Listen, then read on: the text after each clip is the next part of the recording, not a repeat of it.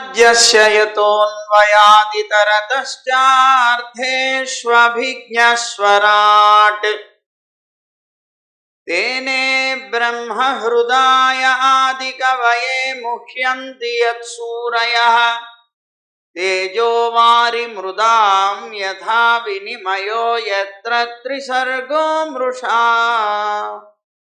धाम्ना स्वेन सदा निरस्तकुहकं सत्यं परं धीमहि। धर्मः प्रोज्झितकैतवोऽत्र परमो निर्मत्सराणां सतां वेद्यं वास्तवमत्र वस्तु शिवदं तापत्रयोन्मूलनम्।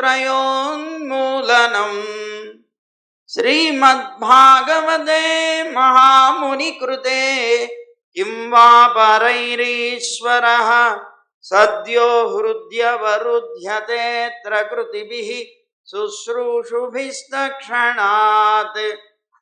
नारायणं नमस्कृत्य नरं चैव नरोत्तमं देवीं सरस्वतीं व्यासं ततो जयमुदीरयेत्।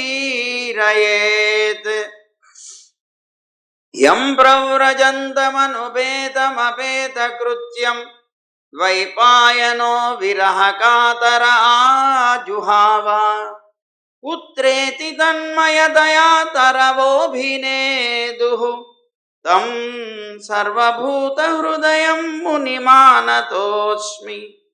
श्रीमद्भागवतं पुराणतिलकं यद्वैष्णवानां धनं यस्मिन् पारमहंस्यम् एकममलं सत्यं ज्ञानं परं गीयते। यत्र ज्ञानविरागभक्तिनैष्कर्म्यमाविष्कृतं निगमकल्पतरोर्गलितं फलं सुखमुखादमृतद्रवसंयुतं पिबत भागवतं रसमालयं मुहुरहो रसिका भुवि भावुकाः। ज्ञानानन्दमयं देवं निर्मलस्फटिकाकृतिम् आधारं सर्वविद्यानां हयग्रीवमुपास्महे। श्रीरङ्गसिंहगिरिदेशिकपादसेवा प्राप्ताखिल रहस्यजातं श्रीगौतमान्वयजमाश्रितभागधेयं गोपालदेशिकमहं शरणं प्रपद्ये। संसारसागरे मग्नं दीनं मां करुणानिधे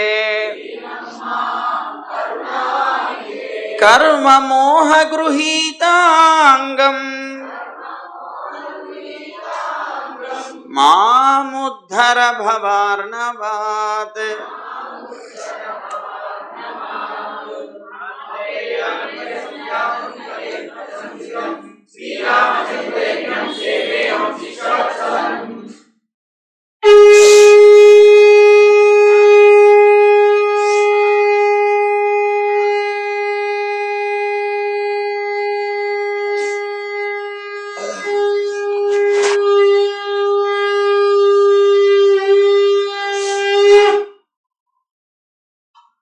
జై గోవింద. గురుదక్షిణ అడగమని సాందీపుడు ఆచార్యులు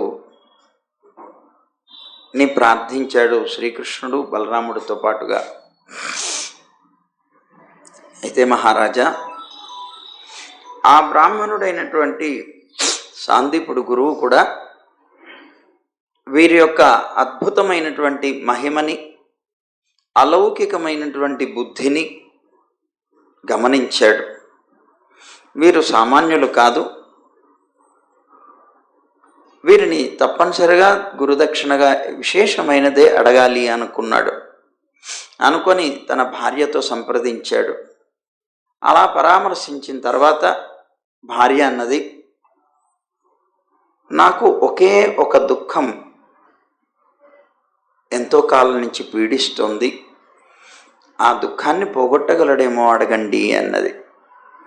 ఏమిటి ఆ దుఃఖం అంటే, నా పుత్రుడు ప్రభాస క్షేత్రంలో ఉండేటువంటి సముద్ర తీరానికి వెళ్ళిపోయి అక్కడ స్నానం చేయడానికి వెళ్ళి అక్కడ మునిగిపోయి చనిపోయాడు కదా, ఆ పుత్రుణ్ణి బ్రతికించి తేగలడేమో అడగండి అన్నది తాను.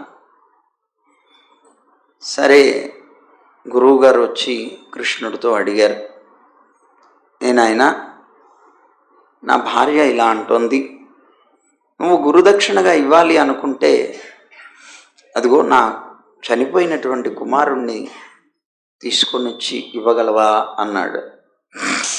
తప్పనిసరిగా అన్నాడు కృష్ణుడు.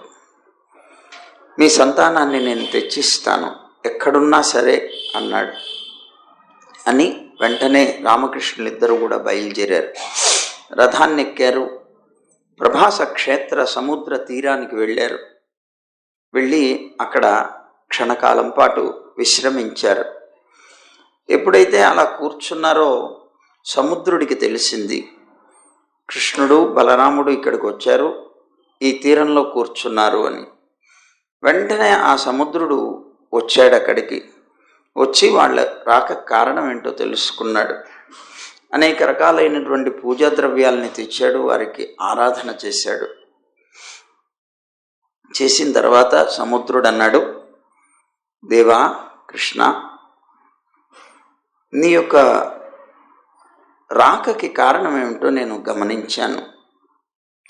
నీ గురుపుత్రుడు ఎవరైతే ఉన్నాడో అతన్ని నేను హరించలేదు. నీ గురుపుత్రుడి కోసం వచ్చావు, నీ గురువుగారికి దక్షిణ ఇవ్వడం కోసం. ఆ పిల్లవాడు ఇక్కడే చనిపోయాడు అని వాళ్ళు అన్నారు. అయితే నేను మాత్రం ఆ పిల్లవాడిని హరించలేదు. కానీ నా గంభీరమైనటువంటి ఈ జలాల్లో శంఖ రూపంతో ఉన్నటువంటి పంచజనుడు అనేటువంటి ఒక రాక్షసుడు ఉన్నాడయ్యా, అతను నివసిస్తున్నాడు. తప్పనిసరిగా అతనే మీ పుత్రుణ్ణి హరించి ఉండొచ్చు. అతను ఏమైనా మింగేసి ఉంటాడేమో, చంపి ఉంటాడేమో అన్నాడు. కనుక నువ్వు ఆ పంచజనుడిని కనుక పట్టుకున్నట్లయితే ఆ పిల్లవాడు దొరకవచ్చు అని సలహా ఇచ్చాడు సముద్రుడు. వెంటనే కృష్ణుడు ఆ మాట విని ఆ నీటిలోకి ప్రవేశించాడు. నీటిలోకి ప్రవేశించి లోపలికి వెళ్ళాడు. మొత్తం వెతికాడు. వెతికితే ఆ శంఖంలో కనిపించాడు ఈ అసురుడు. సరే, ఆ అసురుణ్ణి పిలిచాడు యుద్ధానికి. అతను వచ్చాడు. ఇద్దరికీ పెద్ద యుద్ధం జరిగింది. ఆ జరిగినటువంటి యుద్ధంలో కృష్ణుడు అతన్ని సంహరించాడు. అతన్ని సంహరించి అతని యొక్క ఉదరంలో చూస్తే పుత్రుడు కనిపించలేదు. అంటే అతనే మాయం చేశాడేమో అనేటువంటి విషయం చెప్పినటువంటి దాన్ని తెలుసుకోవడం కోసం వచ్చినటువంటి కృష్ణుడికి అక్కడ ఏమీ జాడ కనిపించలేదు. సరే, వెంటనే ఆ శరీరం చనిపోయాడు. అతను పంచజనుడు అనేటువంటి వాడు. అతని శరీరం నుంచి పుట్టినటువంటి శంఖం అయితే ఉంది. సరే, ఇతను చనిపోయాడు, పుత్రుడైతే లభించలేదు, కానీ గురుపుత్రుడైతే లభించలేదు, కానీ శంఖం లభించిందని ఆ శంఖాన్ని తీసుకున్నాడు. అందుకే పంచజనుడి నుంచి వచ్చింది కనుక దానికి పాంచజన్యం అని పేరు వచ్చింది. సరే, వెంటనే కృష్ణుడు అతన్ని వదిలేశాడు. చనిపోయినటువంటి శరీరంతో ఉన్నటువంటి అతన్ని వదిలేసి బయలుదేరాడు. అక్కడి నుంచి రథాన్ని ఎక్కాడు. బలరాముడితో పాటుగా యమపురికి వెళ్ళాడు. యమధర్మరాజు యొక్క యమలోకానికి వెళ్ళాడు.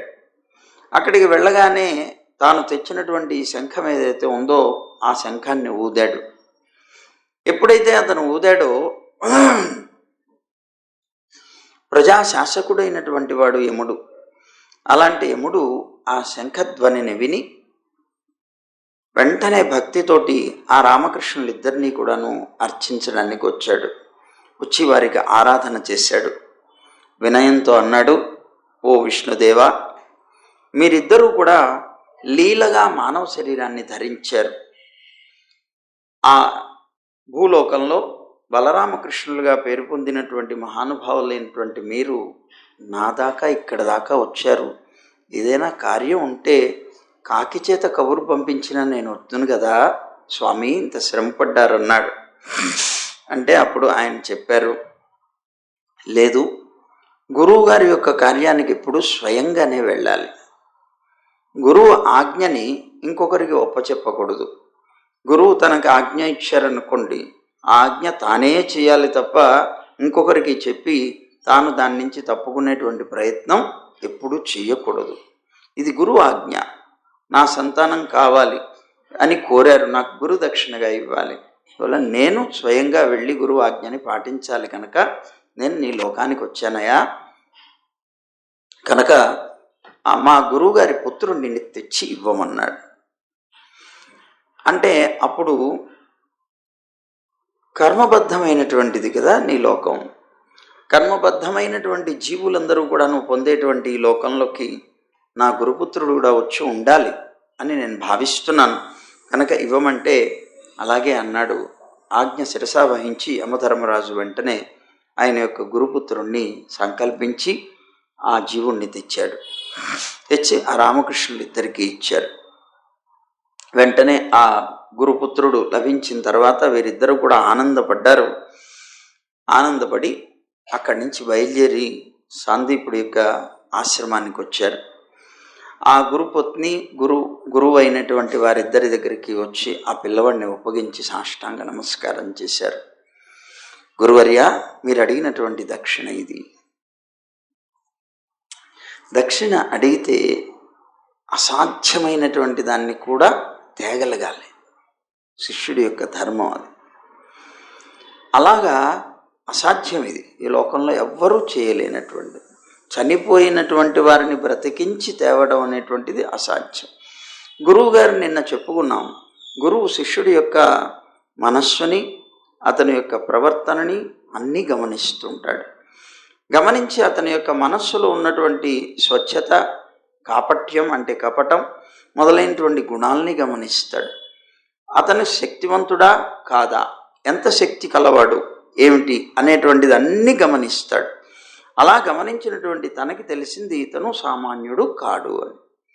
కనుకనే గురువు కోరడం కూడా అతీతమైనటువంటి కోరిక కోరాడు.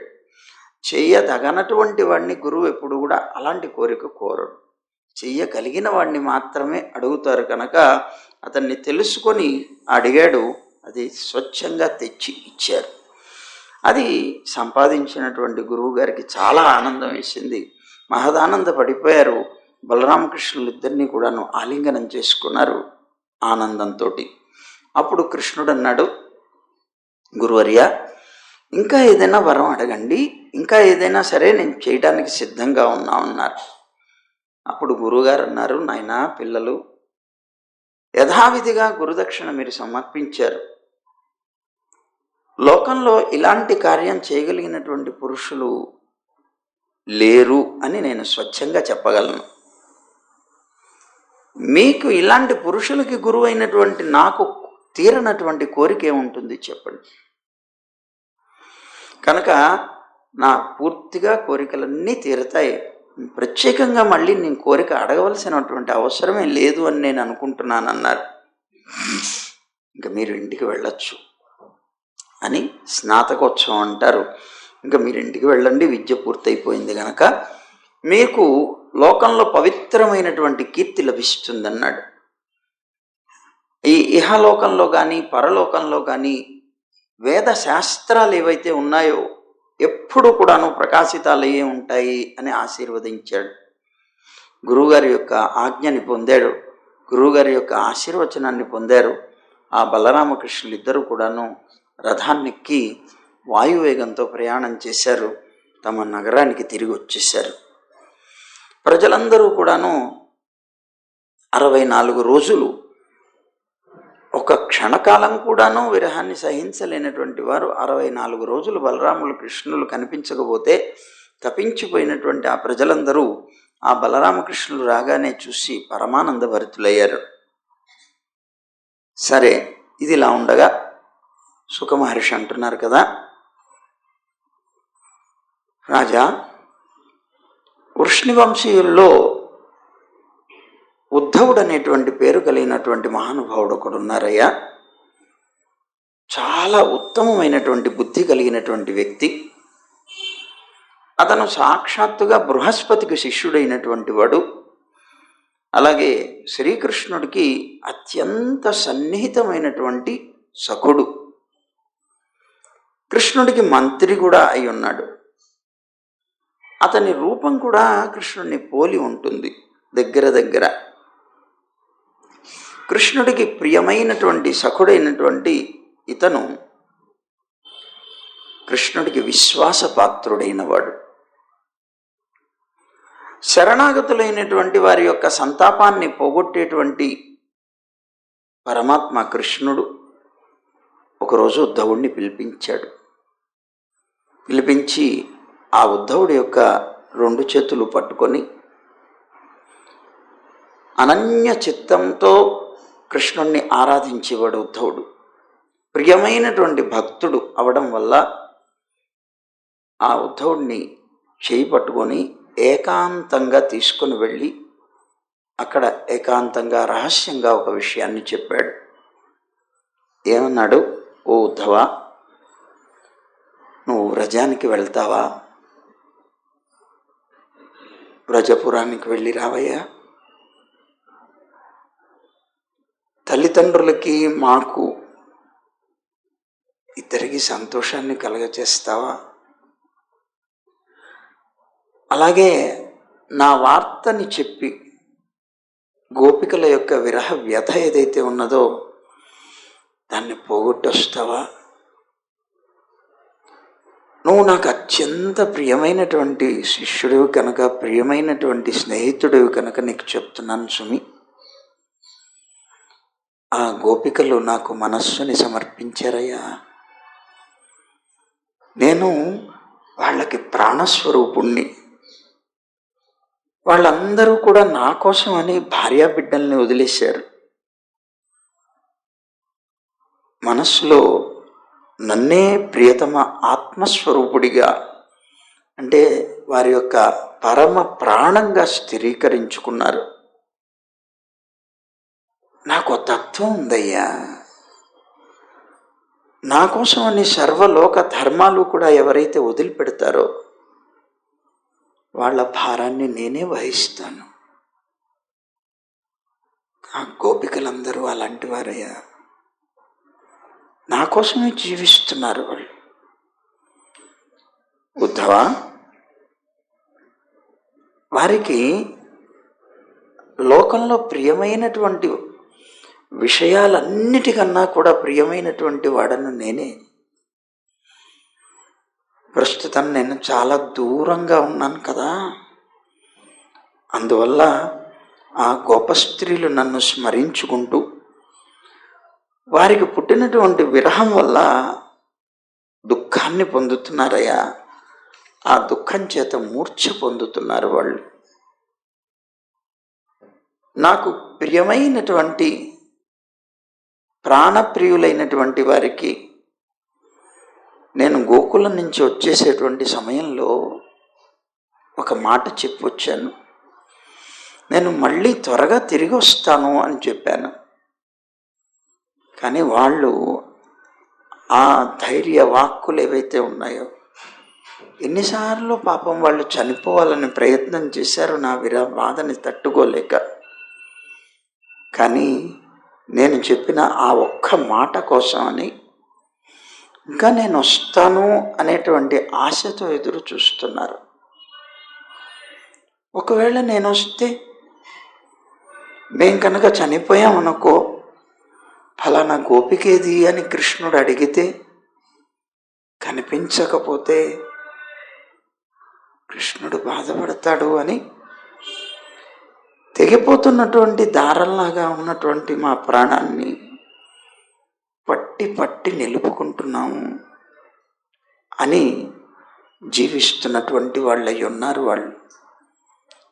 కనుక ఒక్కసారి వాళ్ళ దగ్గరికి వెళ్ళి రావా, వెళ్ళి నా వార్తను ఒక్కసారి చెప్పి మళ్ళీ వాళ్ళ ప్రాణాన్ని నిలబెట్టి రావయ్యా అన్నారు. ఆ కృష్ణుడు పలికినటువంటి ఆ మాటలు విన్నాడు. ఇతను జ్ఞాని. జ్ఞానానికి ప్రేమకి చాలా తేడా ఉంటుంది. జ్ఞాన దశలో ఉన్నటువంటి వాడు ఎలా ఉంటాడో ఆయన చూపిస్తాడు. ప్రేమ దశలో ఉన్నటువంటి వాళ్ళు ఎలా ఉంటారో వీళ్ళు చూపిస్తారు. చాలా చిత్రమైనటువంటి స్థితి అది. లోకంలో సామాన్యమైనటువంటి మనకి తెలియదు. ఎందుకంటే పరమాత్మ మీద ప్రేమ లేదు,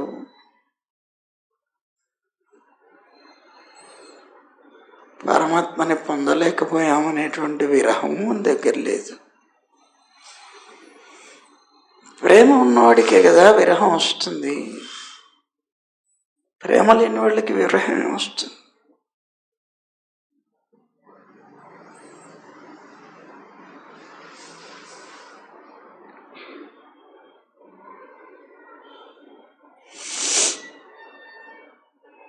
సుఖమహర్షి అంటున్నారు కదా, భగవంతుడు ఇలా పలికిన తర్వాత ఉద్ధవుడు చాలా సాధారణంగా కృష్ణుడి యొక్క ఆదేశాన్ని పుచ్చుకొని రథాన్ని ఎక్కి నందగోకులానికి వెళ్ళాడు.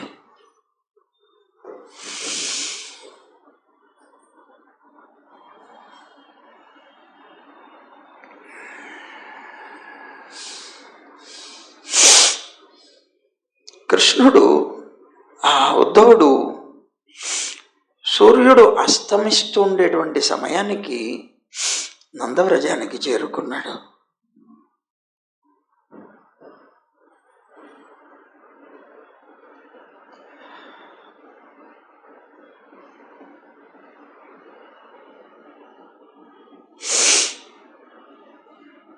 అప్పుడు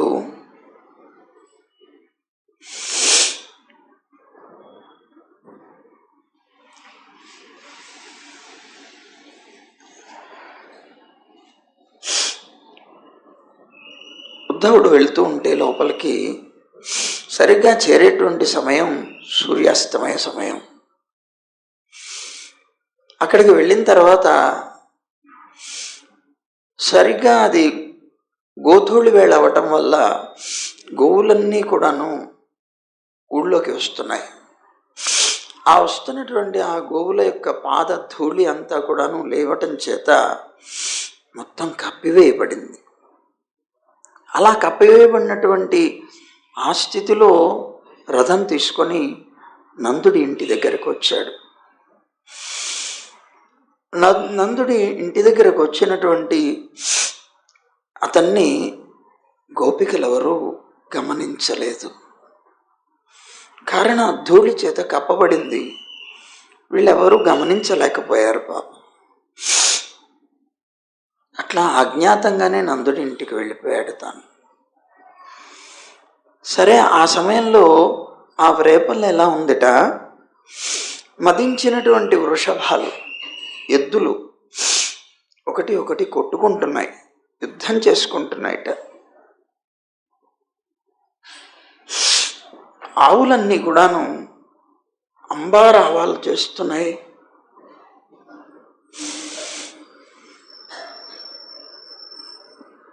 దూడల దగ్గరికి పరిగెడుతున్నాయిట.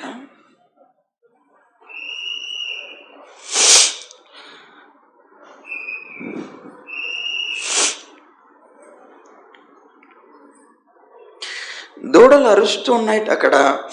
ఆ దూడలు అరుస్తూ గంతుతూ తోకలు ఎత్తుకుని ఎగురుతూ ఉంటే ఆ అద్భుతమైనటువంటి సన్నివేశంతో వ్రజపురం అంతా కూడాను శోభిల్లుతున్నదిట. పాలు పితుకుతున్నటువంటి శబ్దం వినిపిస్తోందిట. దీన్ని విడవండి దాన్ని విడవండి అనేటువంటి ఆ గోపబాలుర యొక్క మాటలు వినిపిస్తున్నాయిట. అంతేకాకుండా ఆ రామకృష్ణుల యొక్క అద్భుతమైనటువంటి చరిత్రని గానం చేసేటువంటి ఆ గోపికల యొక్క గోపబాలుర యొక్క ఆ గానం వినిపిస్తోందిట. అలాంటి సమయంలో ఉద్ధవుడు అక్కడికి వెళ్ళాట. సరే, ఇంటి ముందు రథం ఆగింది. నందుడికి తెలిసింది, ఎవరో వార్త చేరవేశారు. బయటికి వచ్చాడు. చూస్తే ఉద్ధవుడు కనిపించాడు. పరిగెట్టుకుంటూ వెళ్ళాడు.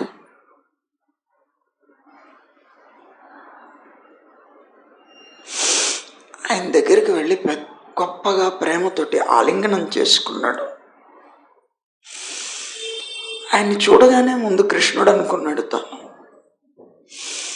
అనుకుని చాలా ఆత్రంగా పరిగెట్టుకుంటూ వెళ్ళి ఆలింగనం చేసుకున్నటువంటి నందుడికి తెలిసింది కృష్ణుడు కాదు.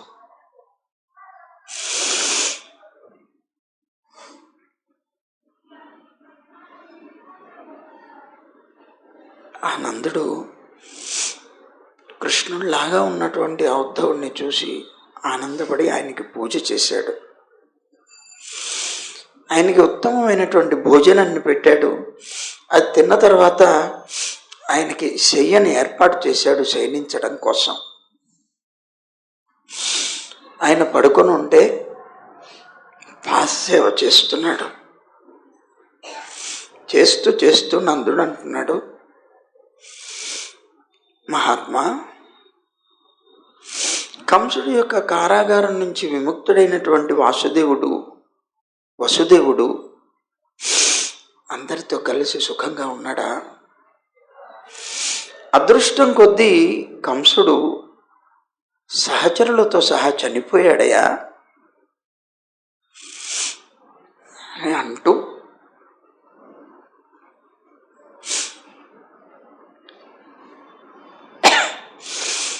నిన్నొక్క మాట అడుగుతాను, చెప్తాం.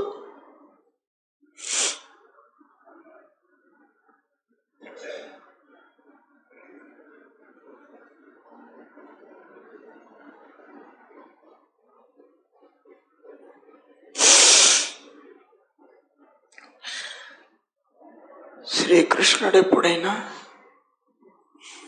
తల్లిదండ్రులు ఆయన మమ్మల్ని తలుస్తున్నాడు?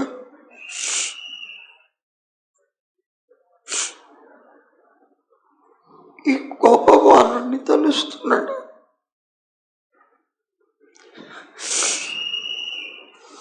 అతని మిత్రులైనటువంటి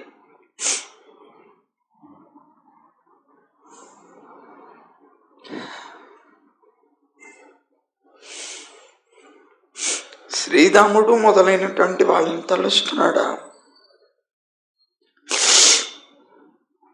తాను పెరిగి అల్లరి చేసినటువంటి ఈ వ్రజమండలాన్ని, ఈ గోవుల్ని, ఈ బృందావనాన్ని,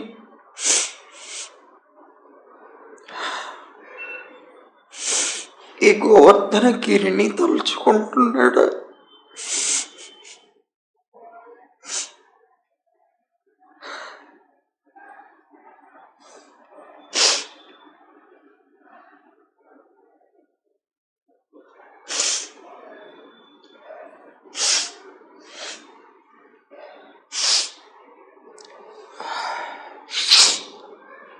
అసలు మేము గుర్తున్నామా అతనికి?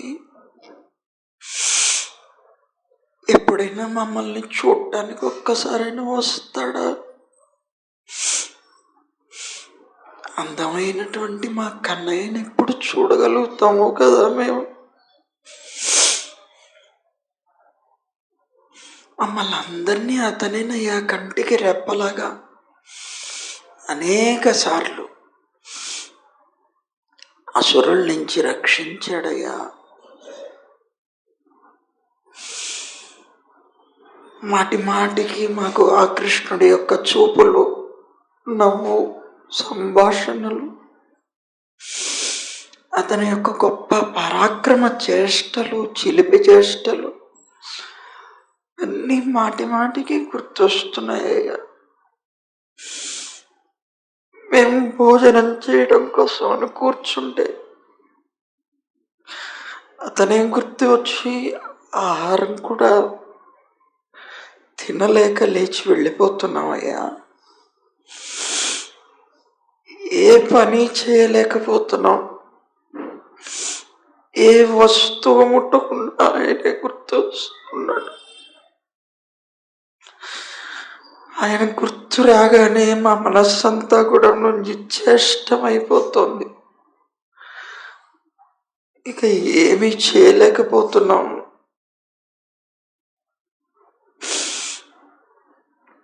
ఇక్కడున్న ప్రతి వస్తువు ఆయన జ్ఞాపకాన్ని తెస్తుందయ్యా.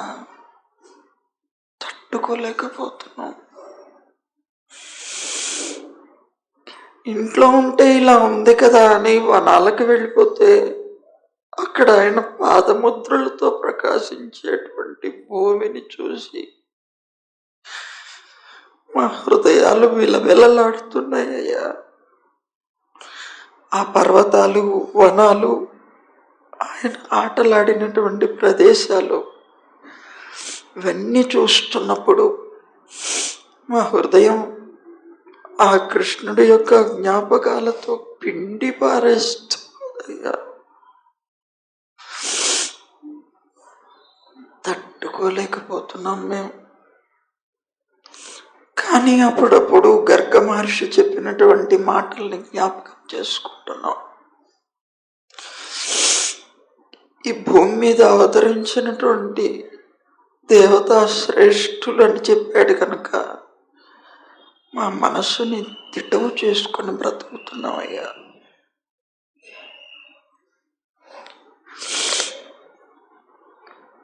అతని చేష్టల వల్ల అది మాకు రుజువు కూడా అయింది. అసురుల్ని చంపడం కానీ, ధనస్సును విరచడం కానీ, కువలయాన్ని చంపడం కానీ, మల్లురిని చంపడం కానీ, 10,000 ఏనుగుల బలం కలిగినటువంటి కంసుణ్ణి చంపడం కానీ, ఇవన్నీ మా హృదయంలో సాక్షాత్ పరమాత్మ అనేటువంటి భావాన్ని కలిగించి అదే మనస్సులో చెప్పుకుంటూ తిటవు చేసుకుంటూ బ్రతుకుతున్నామయ్యా.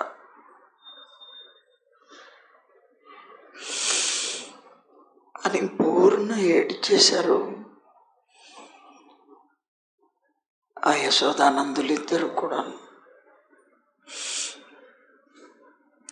రాజా, ఈ విషయాలన్నీ కూడాను స్మరిస్తున్నటువంటి నందుడికి కృష్ణుడి మీద ఉండేటువంటి ప్రేమ అతిశయం చేత నోట్లో మాట రాలేదయ్యా. ఇంకేమీ పలకలేకపోయాడు, మౌనంగా ఉండిపోయాడు. పక్కనే అంతా వింటున్నటువంటి యశోద వెక్కి వెక్కి ఏడ్చింది, ధారాపాతంగా నీరు కార్చింది. తన పుత్రుడి మీద అతనికి ఆమె కలిగినటువంటి ప్రేమ వల్ల ఆమెకి పాలు కారే ప్రేమతోటి అన్నాడు.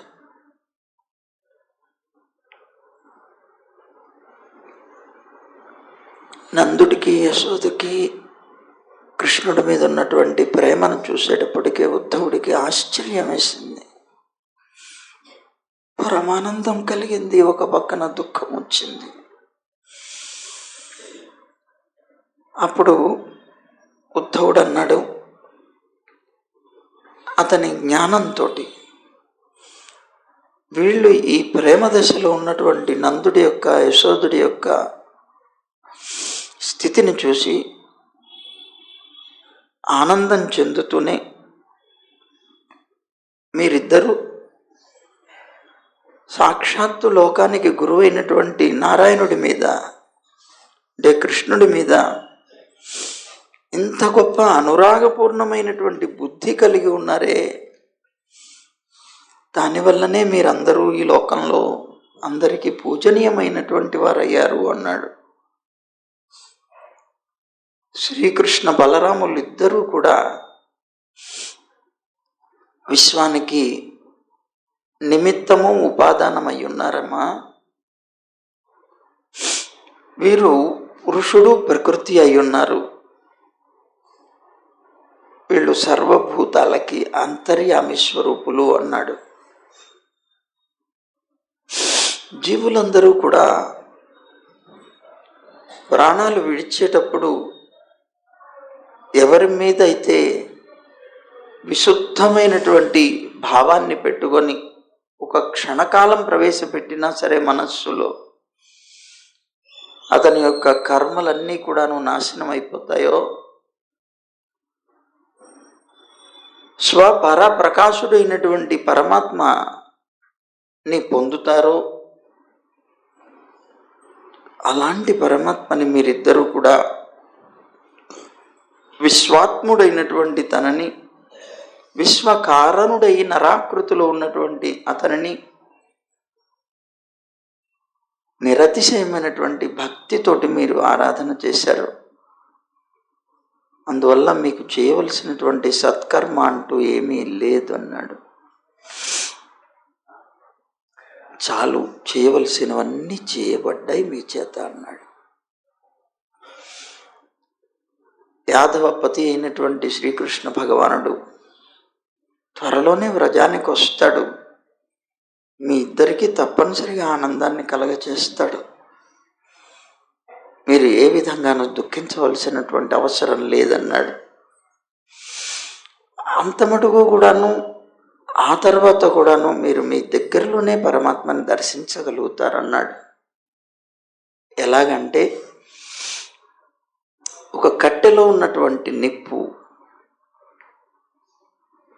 ఎవరికి కనిపించకుండా దానిలో ఉంటుందో, అలాగే సకల ప్రాణుల యొక్క హృదయాల్లో ఆ కృష్ణుడు అంతర్యామి ఉన్నాడు కదా, మీకు కూడా అంతర్యామి అయినటువంటి ఆ స్వామి నిరంతరం మీకు దర్శనం ఇస్తాడన్నాడు. ఆయనకి మమకారం లేదు ఎవరి మీద, సమదర్శి ఆయన. అందరూ తనకు కావలసిన వాళ్ళు అనుకునేవాడే. ఆయనకి ప్రియుడు కానీ అప్రియుడు కానీ, ఉత్తమమైనటువంటి వాడుని కానీ అధముడిని కానీ, సంపూర్ణంగా అతనితో సమమైనటువంటి వాడు కానీ ఎవ్వరూ లేరు అన్నాడు.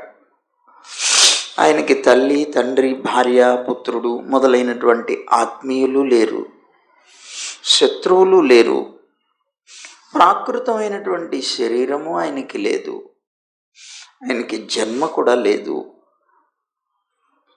ఈయనకి పుట్టడానికి ఏదో ఒక కర్మ కారణం కాదు. అయినా కూడా ఆయన దేవ, మనుష్య, కూర్మ, మత్స్య, వరాహ ఇలాంటి అనేక రకాలైనటువంటి జన్మలు ఎత్తుతాడు. అలా జన్మలు ఎత్తడానికి కారణం సాధువులకి తన ఎడబాటు వల్ల కలిగినటువంటి దుఃఖాన్ని పోగొట్టడం అనేటువంటి లీల కోసమే అన్నాడు. ఆయన జన్మ లేనివాడు, నిర్గుణుడు అన్నాడు. అయినప్పటికీ కూడా 3 గుణాలని స్వీకరించి ఈ లోకంలో ఈ శరీరాన్ని పొంది వస్తూ ఉంటాడు. అతను ఈ క్రీడకి అతీతుడు. తన యొక్క ఎడబాటు వల్ల కలిగినటువంటి దుఃఖం నుంచి సత్పురుషుల్ని రక్షించడం కోసం తాను కూడా ఈ క్రీడలో ఒక భాగంగా ఆటలాడుతూ ఉంటాడు. ప్రాకృతమైనటువంటి గుణాల చేత సృష్టి, స్థితి, లయాలన్నీ కూడా తానే చేస్తాడు. వాత, పిత్త, శ్లేష్మాలనేటువంటి 3 ధాతువుల యొక్క వైషమ్యం వల్ల తిరుగుతున్నటువంటి బుర్ర కలిగినటువంటి మానవుడు ఎవరైతే ఉన్నారో అతని యొక్క దృష్టిలో సర్వ జగత్తు కూడా కుమ్మరివాడి యొక్క చక్రంలా తిరుగుతున్నట్లు కనిపిస్తూ ఉంటుంది. తాను అనుకుంటాడు తన మనస్సే కర్త అని. ఆ మనస్సే కర్త అని అనిపించినప్పుడు ఈ మనస్సే ఆత్మ అని కూడా లోకంలో మనిషి భ్రమిస్తూ ఉంటాడు. మనస్సు యొక్క కార్యాలన్నీ ఆత్మ యొక్క కార్యాలుగానే అతనికి తోస్తూ ఉంటాయి అని చెప్తూ శ్రీకృష్ణుడు కేవలం మీ ఇద్దరికే పుత్రుడు కాడమ్మా, సర్వజీవులకి పుత్రుడు. సర్వజీవులకి తాను పరమాత్మ, తండ్రి, తల్లి, నియంత, సర్వవిధ సంబంధాలతోనూ తాను ఉన్నాడు. భూత భవిష్యత్ వర్తమానాలు కానీ, స్థితి, గతి, బృహత్తు, అల్పం, కనిపించేవి, కనిపించనివి అనేటువంటి అన్ని వస్తువులు కూడా సాక్షాత్తు శ్రీకృష్ణుడే అయి ఉన్నాడు. వీటన్నిటికీ మూల స్వరూపుడు తానే అయి ఉన్నాడు. సర్వ శబ్దాల చేత లోకంలో చెప్పబడేవాడు తానే అన్నాడు. కానీ యశోద అంగీకరించలేదు. కావచ్చు, ఉద్ధవ నువ్వు చెప్పినట్లుగా లోకానికి అతను తండ్రి కావచ్చు, తల్లి కావచ్చు, సృష్టికర్తే కావచ్చు, కానీ నాకు మాత్రం పుత్రుడే కదవయ్యా. ఒక రాజ్యానికి రాజైనటువంటి వాడు తల్లికి పుత్రుడు కాకుండా పోతాడా? ఈ పొత్తిళ్లలో పెరిగాడు అతను. నా పాలు తాగి పెరిగాడయ్యా.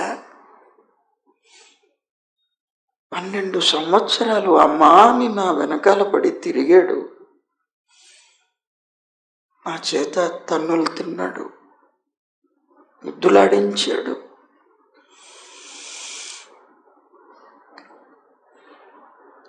నా కొడుకు కాకుండా ఎక్కడే పోతాడు? కానీ కాక లోకానికి రాజు కావచ్చు ఆయన అని తన యొక్క వియోగాన్ని భరించలేక యశోదాదేవి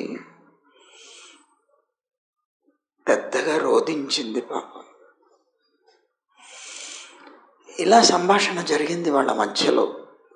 రాత్రి దాదాపు రాత్రంతా కూడాను దీని గురించే జరుగుతోంది.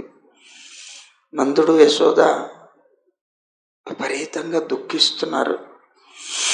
అలా రాత్రంతా గడిచిపోయింది. గోపికలకి ఉద్ధవుడు వచ్చాడని తెలియదు.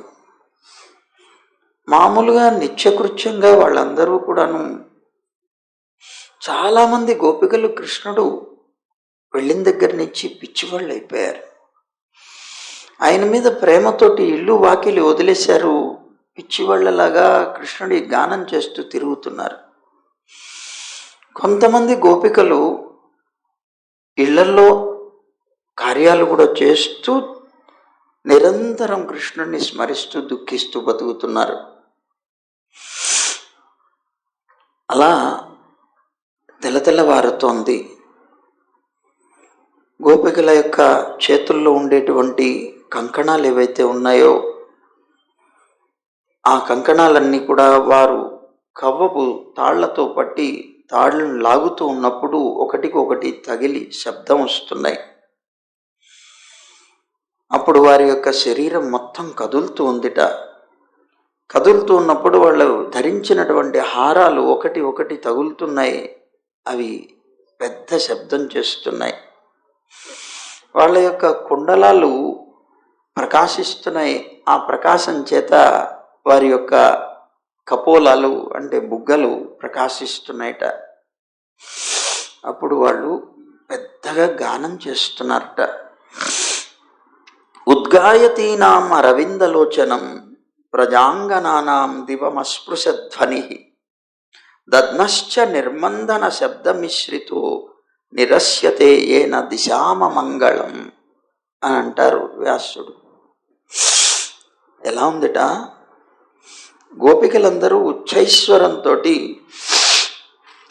పద్మనేత్రుడైనటువంటి కృష్ణుణ్ణి ఆయన యొక్క గుణాల్ని గానం చేస్తున్నారట.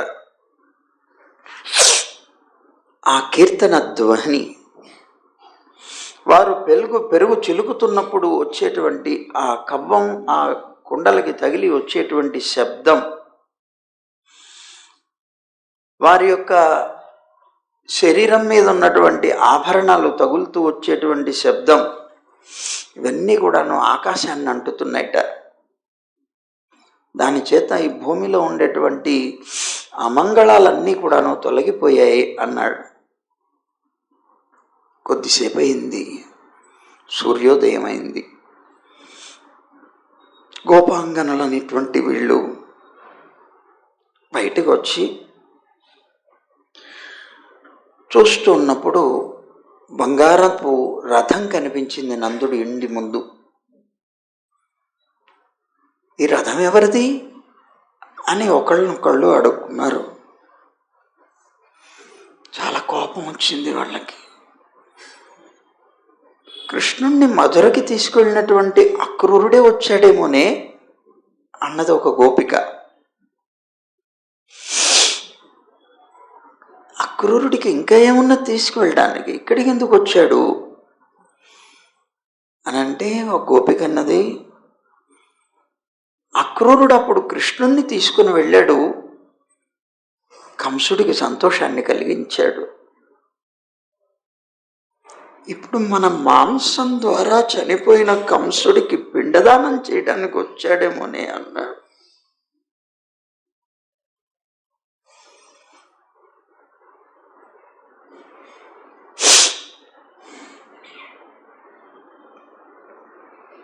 గోపికలు ఇలా మాట్లాడుకుంటున్నారు. ఉద్ధవుడు తన స్నానం మొదలైనటువంటివన్నీ పూర్తి చేసి ప్రాతకాల కార్యాలు ఏవైతే ఉన్నాయో పూర్తి చేసుకున్నాడు. అక్కడికి వచ్చాడు. తాను ఒంటరిగా వెళ్ళి ఒక చోట కూర్చున్నాడు.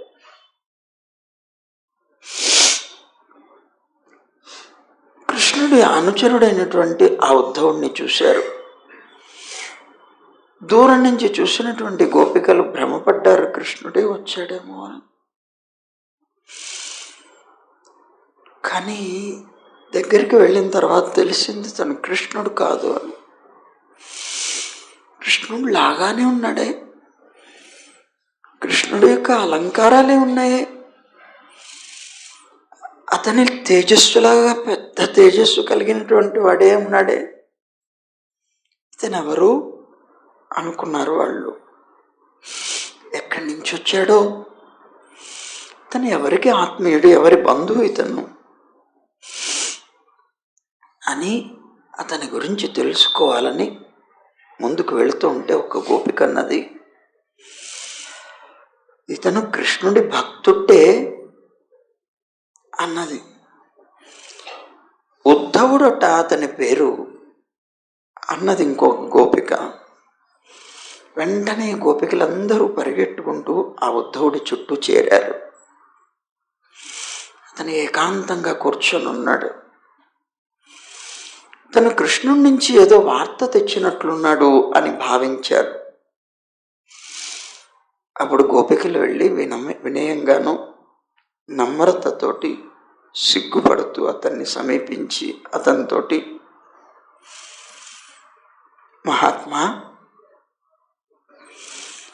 వ్రజానికి వచ్చినటువంటి నిన్ను మేమందరం కూడా శ్రీకృష్ణుడి యొక్క పార్షదుడిగా భావిస్తున్నామయ్యా. శ్రీకృష్ణుడు నిన్ను పంపించాడా?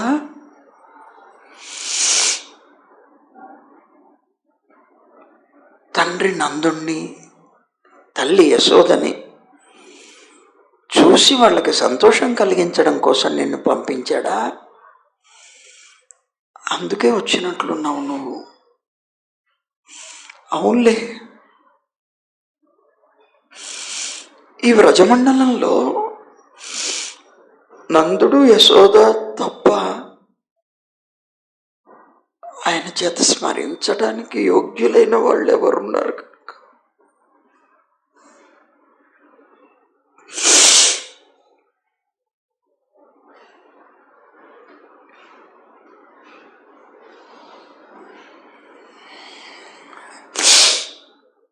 తండ్రి మొదలైనటువంటి బంధువుల స్నేహ బంధం మునులు కూడా తెంచుకోలేరు కదా.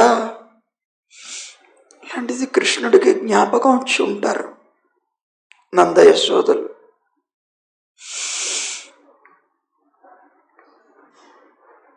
అయినా ఆత్మీయులైనటువంటి బంధువుల మీద కాకుండా ఇతరుల మీద చూపించేటువంటి బాంధవ్యం ఉన్నదే, అది పురుషులు స్త్రీలతో చేసేటువంటి ఒక స్నేహం లాంటిదేనయ్యా. భ్రమరాలు ఉంటాయి, పువ్వుల మీద వాడుతాయి, వాలి తేనెని పొందుతాయి. తమకు కావలసినటువంటి మధువు లభించిన తర్వాత ఆ పువ్వుని వదిలేసి వెళ్ళిపోతాయి. భ్రమరాలు పుష్పం మీద చూపించేటువంటి ఆసక్తి లాంటిదే కదా ఇది. ఇది కపటం. ఇది నిజమైన స్నేహం కాదయ్యా. తన ప్రయోజనాన్ని నెరవేరే వరకు మాత్రమే ఆ స్నేహం ఉంటుంది.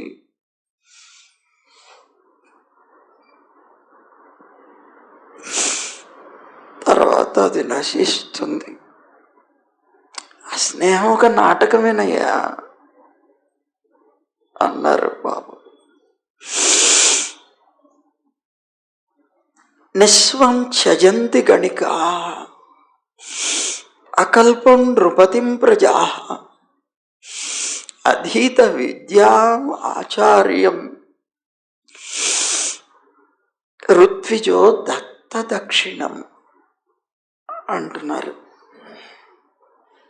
వేశ్యలు ధనహీనులైనటువంటి పురుషుల్ని వదిలిపెట్టి వెళ్ళిపోతారు. ప్రజలు అసమర్థుడైనటువంటి రాజుని వదిలిపెట్టి వెళ్ళిపోతారు. విద్యాభ్యాసం పూర్తయిపోయిన తర్వాత శిష్యులు గురువుని వదిలిపెట్టి వెళ్ళిపోతారు. పురోహితులు దక్షిణ చేతికి అందగానే యజమానిని వదిలి వెళ్ళిపోతారయ్యా. సహజం. ఇది లోకంలో సహజంగా కనిపించేవే కదా. ఇది ఖగావేత ఫలం వృక్షం భుక్త్వా చ అతిథేయో గృహం దగ్ధం మృగాః తదారణ్యం జారా భుక్త్వా రతాం స్త్రియం. ఒక వృక్షంలో పండ్లన్నీ అయిపోయిన తర్వాత ఆ పండ్లని అనుభవించినటువంటి పక్షులు ఆ వృక్షాన్ని వదిలి వెళ్ళిపోతాయి. ఆహారాన్ని భుజించిన తర్వాత అతిథులైనటువంటి వాళ్ళు గృహస్థుని యొక్క గృహాన్ని వదిలి వెళ్ళిపోతారు కదా. మృగాలనేటువంటివి అప్పటిదాకా నివసిస్తున్నటువంటి వనాన్ని దావానలం చేత దగ్ధమైపోతూ ఉంటే వదిలి వెళ్ళిపోతాయి కదా. జారులు ఆసక్తి కలిగినటువంటి వేశ్యల్ని పొందిన తర్వాత వాళ్ళని వదిలేస్తారు కదా.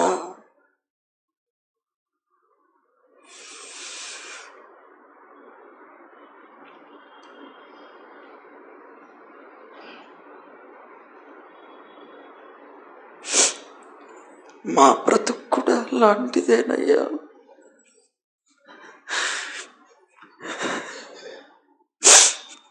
కృష్ణుడు లేకుండా చాలేవయ్యా.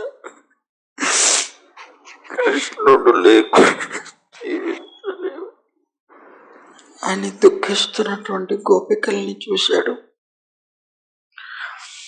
కృష్ణుడి దగ్గర నుంచి దూతగా వచ్చినటువంటి ఉద్ధవుడు కృష్ణ సంబంధమైనటువంటి వాక్కు కృష్ణుడి కోసమే నిలబెట్టుకున్నటువంటి శరీరం మనస్సు కలిగినటువంటి వారు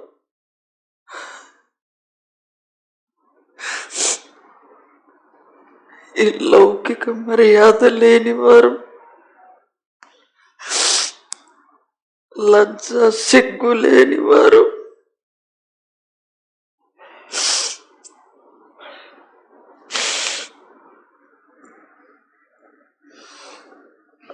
అయినటువంటి గోపికల్ని చూశారు.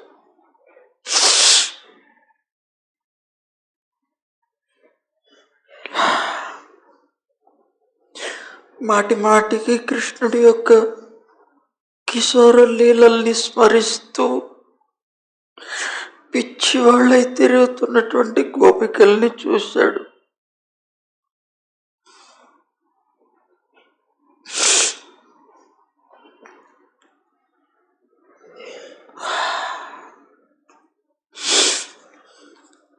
ఆ అప్పుడు ఒక గోపిక అంటుందిట, తన దగ్గరికి వచ్చింది ఒక భ్రమరం. అలా ఎగురుతూ వస్తున్నటువంటి భ్రమరం తన చుట్టూతో తిరుగుతూ ఉంటే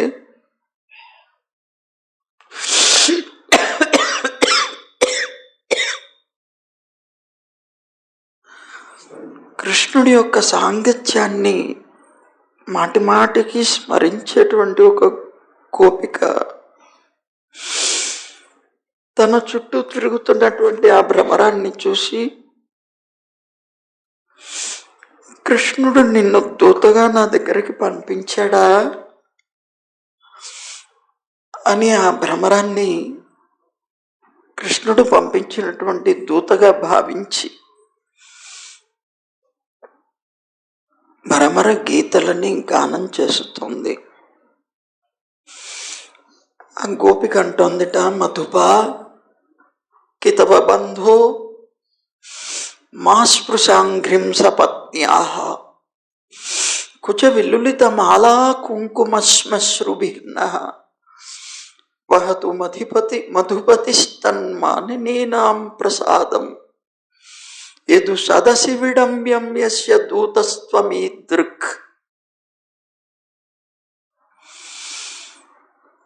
మాటి మాటికి జ్ఞాపకం వస్తున్నటువంటి కృష్ణుణ్ణి తలుస్తూ ఈ గోపిక కృష్ణుడు రాకపోవటం చేత బాధతోటి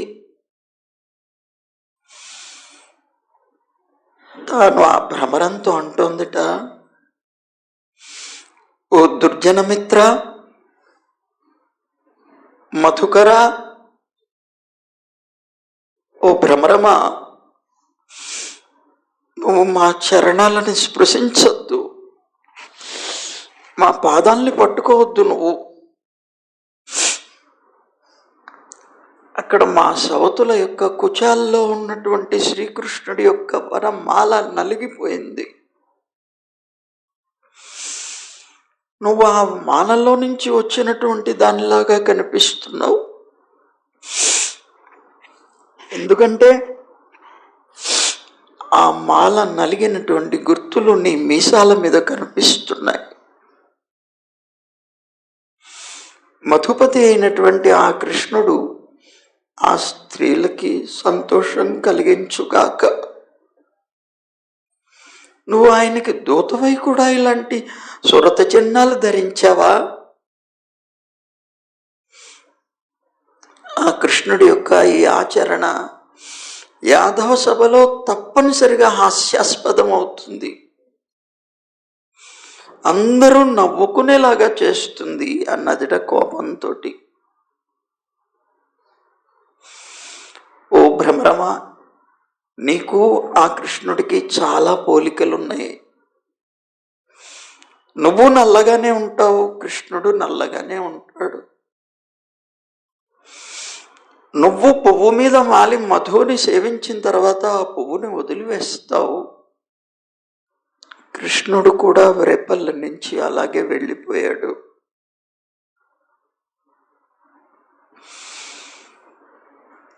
కృష్ణుడు తన మీద లాలసను పెంచేటువంటి తన యొక్క అధరామృతాన్ని ఒక్కసారే రుచి చూపించాడు. మమ్మల్ని పరిత్యజించి వెళ్ళిపోయాడు. అసలు లక్ష్మీదేవి ఏ కారణం చేత అతని యొక్క అలాంటి వ్యక్తి అయినటువంటి ఆ కృష్ణుడి యొక్క పాదపద్మాల్ని సేవిస్తోందో అర్థం కావడం లేదు. ఆమె కృష్ణుడి యొక్క అసత్య వాక్కులకి ఆకర్షితమై ఉండొచ్చు అనుకుంటున్నాను. కానీ మేం మాత్రం లక్ష్మీదేవి లాంటి విచక్షణ రహితులం మాత్రం కాదు.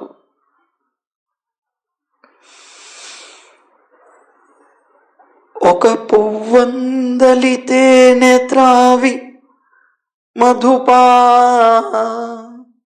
ఉత్సాహివై నీవు వేరొకటి బొందెడు భంగి మమ్మధర పీయూషంబునందేల్చి మా కలంకలోజ్వల యౌవనంబుగొని అన్యాసక్తుడయ్యన్ విభుండకట ఆతనికెట్లు దక్కె సిరి మిథ్యా కీర్తినం మెంజుమీ. ఓ భ్రమరమా, నువ్వు ఈ వనవాసులైనటువంటి మా ఎదుట పురాతనమైనటువంటి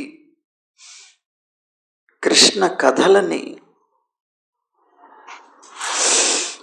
అనేకమైనటువంటి రీతులతో గానం చేస్తున్నావు. శ్రీకృష్ణుడి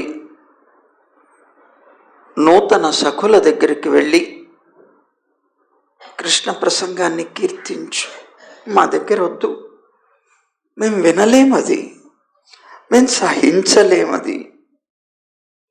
వాళ్ళే నీ అభిష్టాన్ని తీర్చుగాక, వెళ్ళు వెళ్ళు,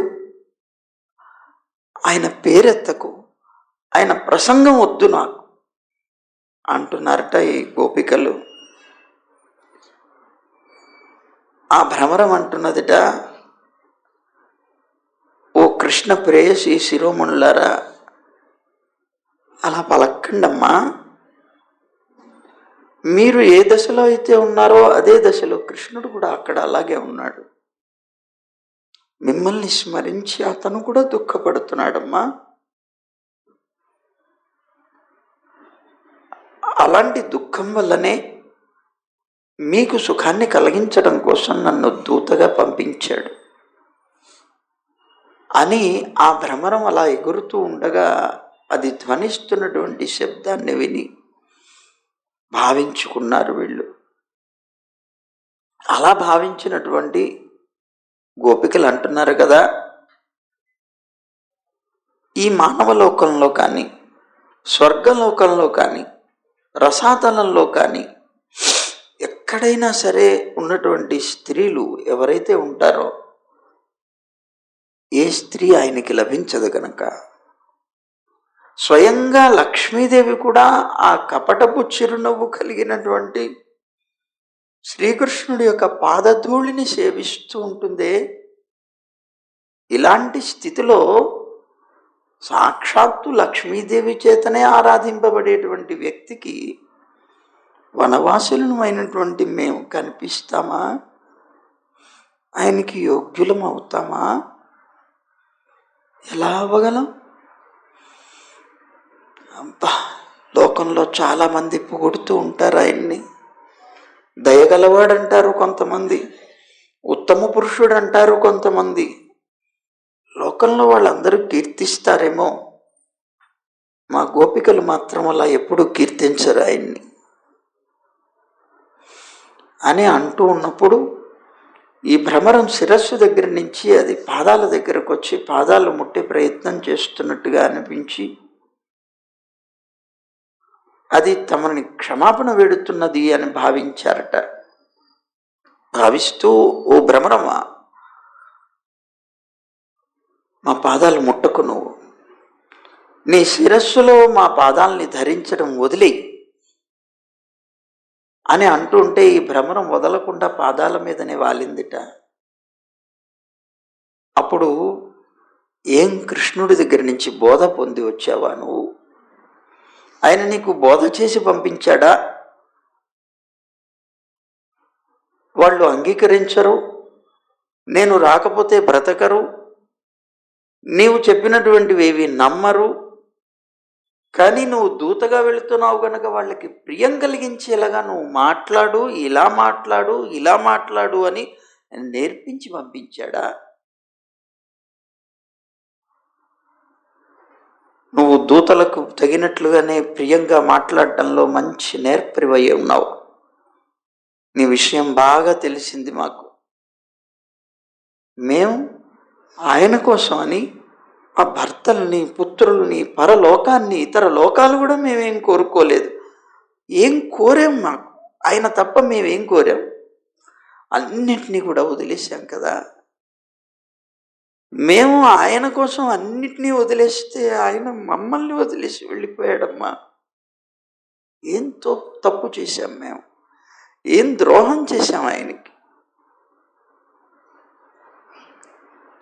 ఇలాంటి వారితో మాకు సంధి కుదరదు, మాకు అసలు వద్దనే వద్దు. ఆయన క్రూర స్వభావం కలిగినటువంటి వాడు కృష్ణుడు. ఈ అవతారమే కాదు, రామావతారంలో కూడా అలాంటి వాడే. ఏ అవతారం ఎత్తినా శరీరాలు ఎన్ని మారినా స్వభావం మారదు కదా. ఈ కృష్ణావతారంలో అతను కపుటుడు, అప్పుడు అంతేనమ్మా అంటున్నారట. క్రూర స్వభావం కృష్ణుడిది. రామావతారంలో ఒక వ్యాధుడిలాగా వెళ్ళి, పక్షులు కొట్టేవాడిలాగా వెళ్ళి వానర రాజు అయినటువంటి వాలిని వధించాడమ్మా. కపటం కాదా? భార్యకి వశుడై కామపీడితై వచ్చినటువంటి శూర్పణ యొక్క ముక్కు చెవులు కోయించి పంపించాడమ్మా. ఇతనే వామన అవతారం. అది బలి తాను వచ్చి స్వయంగా ఈ వామనుని పూజించాడు. అనేక రకాల పూజా ద్రవ్యాలతో అతన్ని పూజిస్తే అవన్నీ స్వీకరించి అతన్ని కాకిలాగా బంధించాడమ్మా. అలాంటి కృష్ణుడితోటి స్నేహం మాకు ప్రయోజనమే లేదు. కానీ ఏం చేయమంటారు, మేము అతన్ని మర్చిపోలేకపోతున్నామమ్మా. అతను మాకు స్నేహం అక్కర్లేదనిపిస్తుంది, కానీ మా మనస్సు అంగీకరించడం లేదు. మాటి మాటికి అతనే జ్ఞాపకం వస్తున్నాడు, అతని యొక్క చేష్టలే జ్ఞాపకం వస్తున్నాయి. మర్చిపోవడం చాలా కష్టం మా అతన్ని అన్నారు పాప.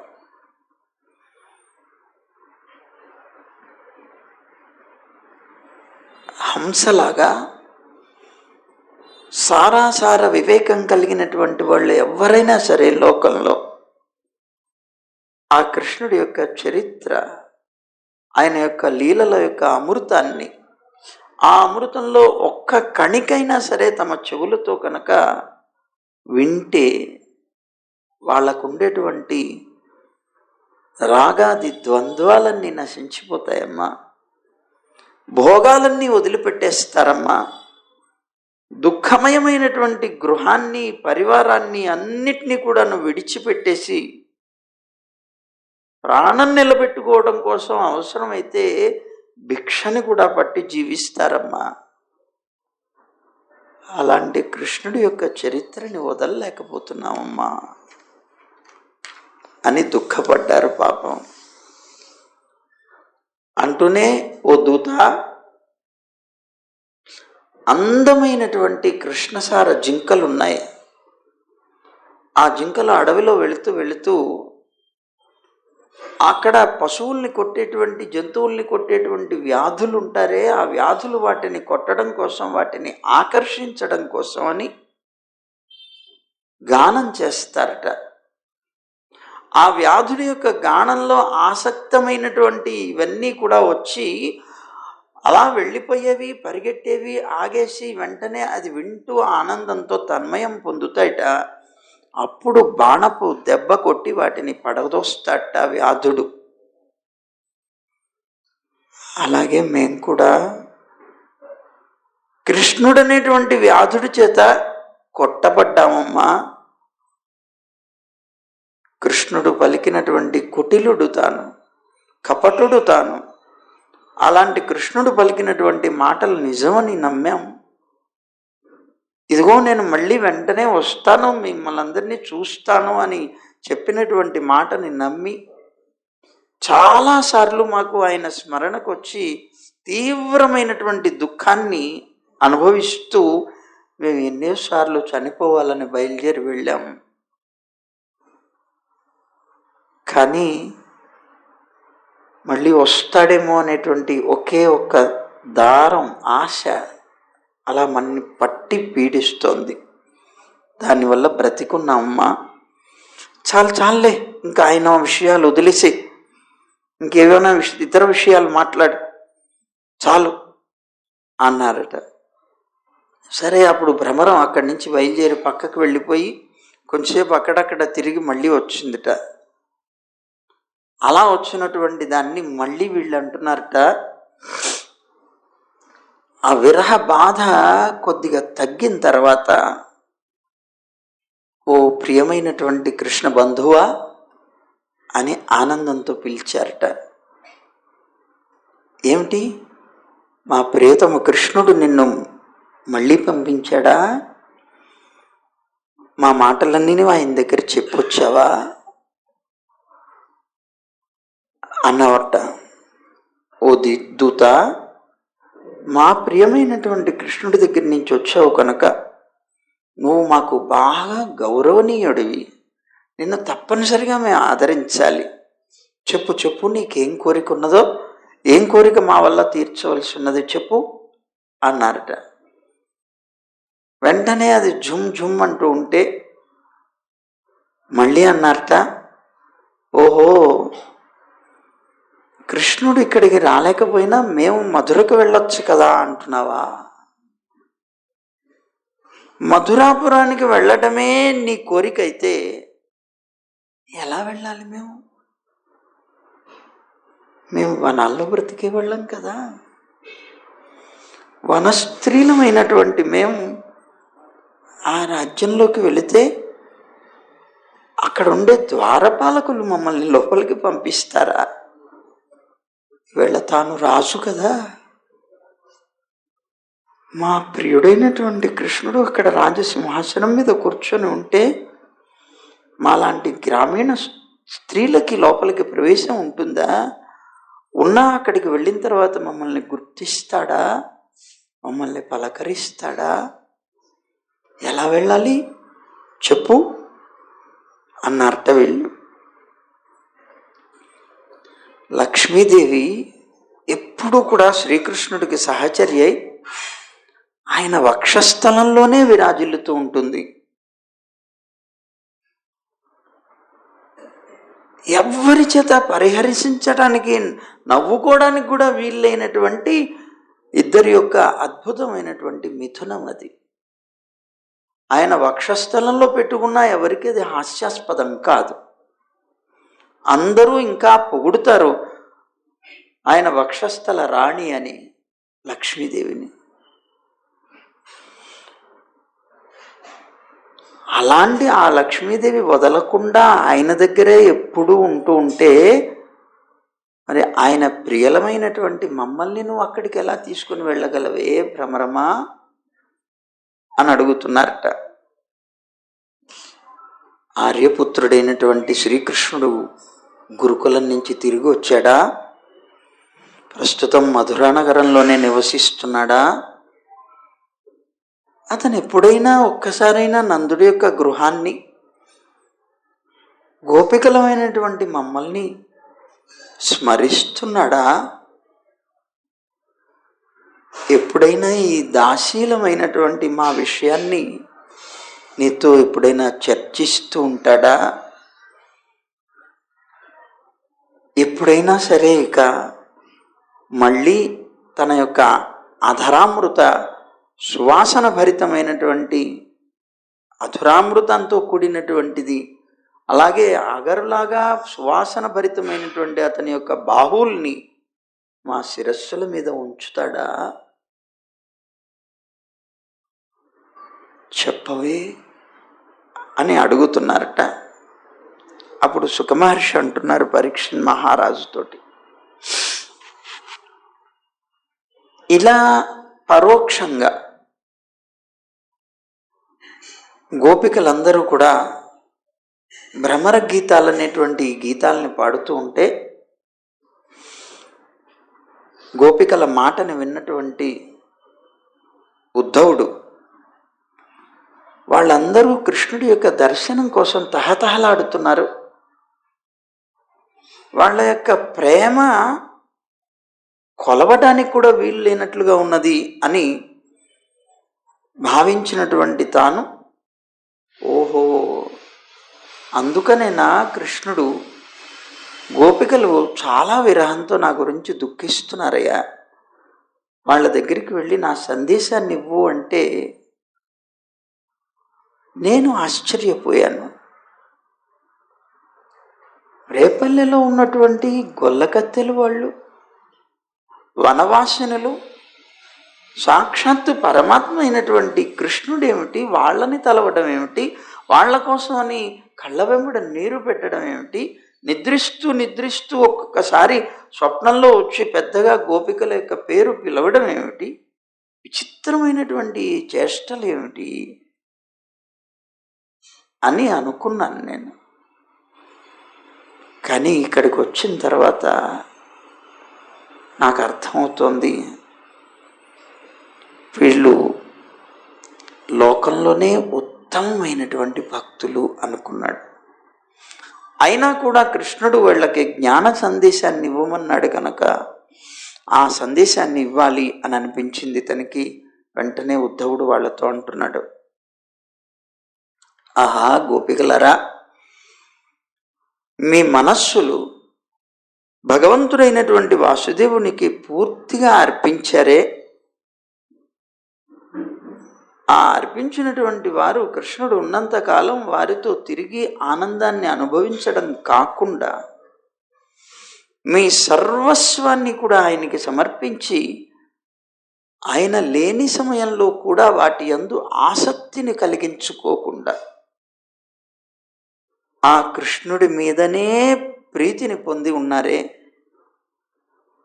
మీరు కృతార్థులయ్యారు జీవితంలో అన్నాడు. అందుకే మీరు లోక పూజితులయ్యారు.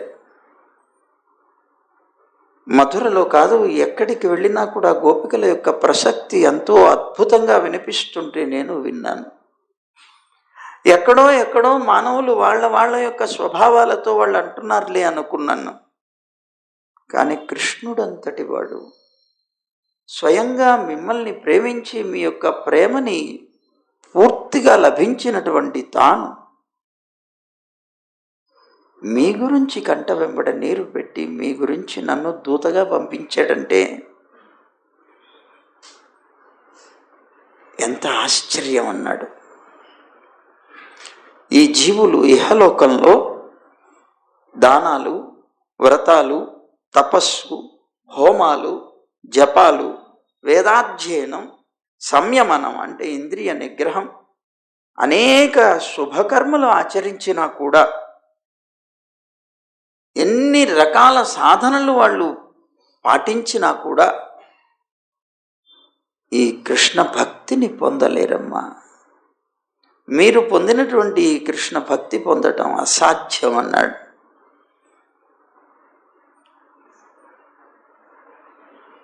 వాళ్ళు అవన్నీ చేసి సాధించేటువంటి అద్భుతమైన ఆ కృష్ణ భక్తిని మునులకు కూడా లభించినటువంటి ఆ కృష్ణ భక్తిని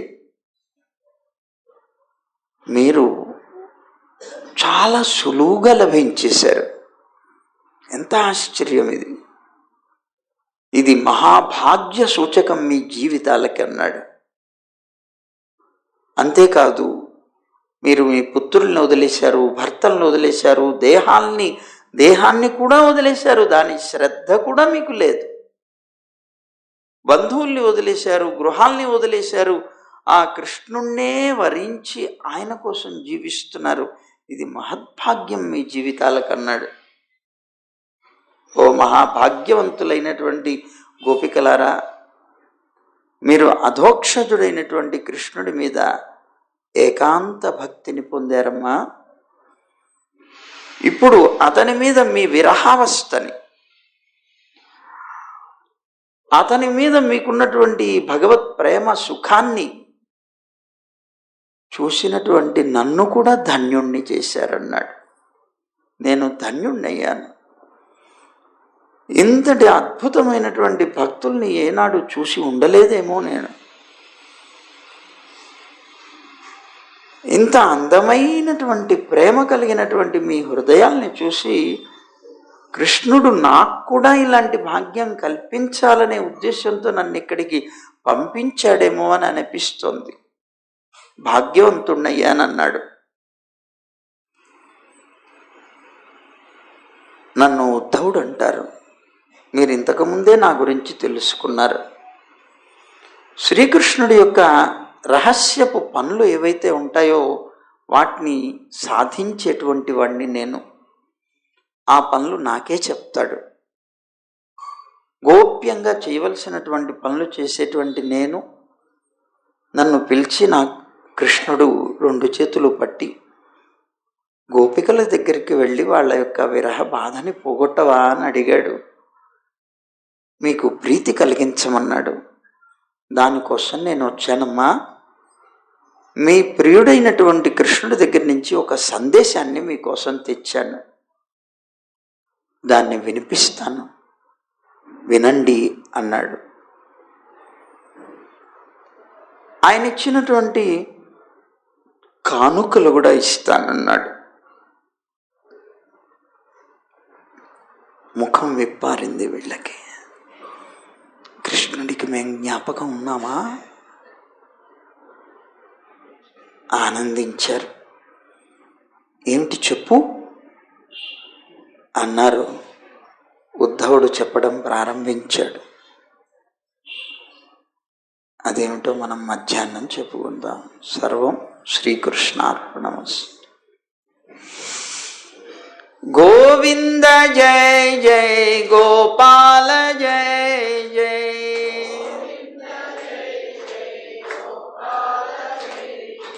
రాధారమణ హరి గోవింద జయ జయ.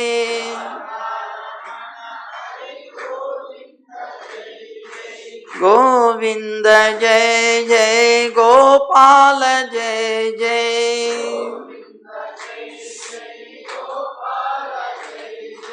రాధారమణ హరి గోవింద జయ జయ.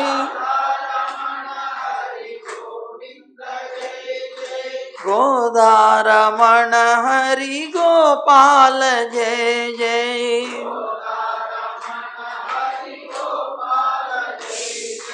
గోవింద గోవింద గోవింద జయ జయ.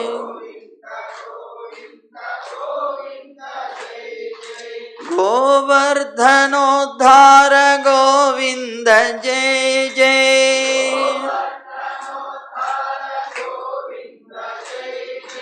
గోపీ మనోహర ముకుంద జయ జయ.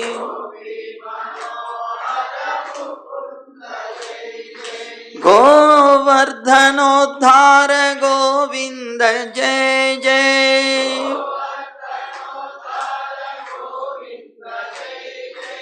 గోపీ మనోహర ముకుంద జయ జయ.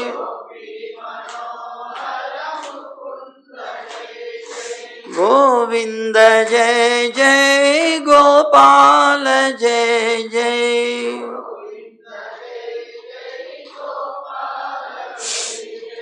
గోవింద జయ జయ గోపాల జయ జయ.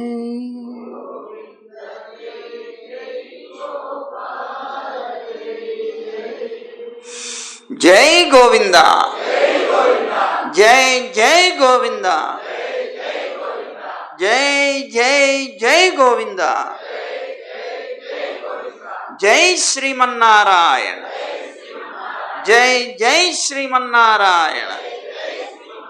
జై జై జై శ్రీమన్నారాయణ. సర్వం శ్రీకృష్ణార్పణమస్తు.